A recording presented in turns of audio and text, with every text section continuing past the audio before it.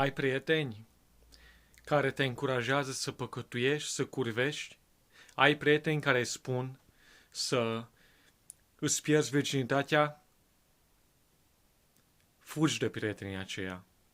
Nu mai fi prieten cu ei, pentru că te vor duce în iad. Generația în care trăim este cu mult mai tristă decât generația bunicilor noștri. Știi din ce cauză? Îți spun eu din ce cauză. Pentru că generația bunicii noastre a trăit într-o eră în care era sărăcie, în care comunismul și socialismul au făcut țara să fie săracă. Și au trăit o trezire spirituală, o trezire a creștinismului. Foarte mulți oameni s-au întors la Dumnezeu când au început să fie foamete și să fie restricții inumane din cauza lui Ceaușescu.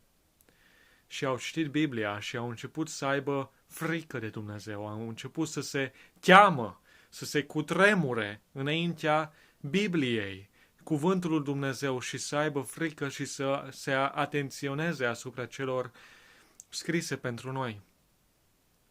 Și au rămas curați până la căsătorie și nu au intrat în depresie. Rata sinuciderilor era foarte, foarte mică, comparând cu rata sinuciderilor din zilele noastre.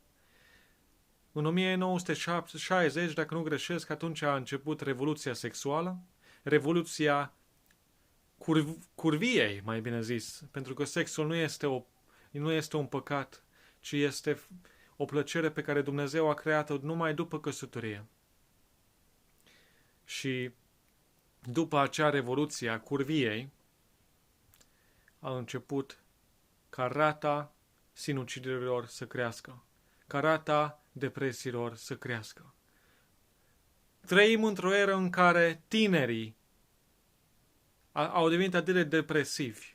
Din ce cauză? Pentru că și-au pierdut virginitatea. Din ce cauză? Pentru că nu mai cred în Dumnezeul Bibliei, nu mai știu să facă diferența între bine și rău, nu au un standard moral. Nu citesc Biblia. Pentru că Biblia este unicul standard moral de pe această lume. Nu Coranul, nu alte învățături ale lui Confucius, nu altceva, ci numai Biblia. Din cauza Bibliei, orice națiune, orice civilizație știe să facă diferența între bine și rău. Și să nu asculți de acei oameni care îți spun să nu citești, sau că nu este adevărată, sau să curvești, să ai prietenă, să-ți dai primul sărut la o fată înainte de căsătorie. Nu. Tu să-ți ții virginitatea la noaptea anunții. Și tu să ții primul tău sărut la ziua anunții. Pentru că altfel o să ai regreturi. Curvia este acel păcat care mereu este pomenit. Regele David a curvit și a fost pomenită. Păcatul lui nu s-a uitat.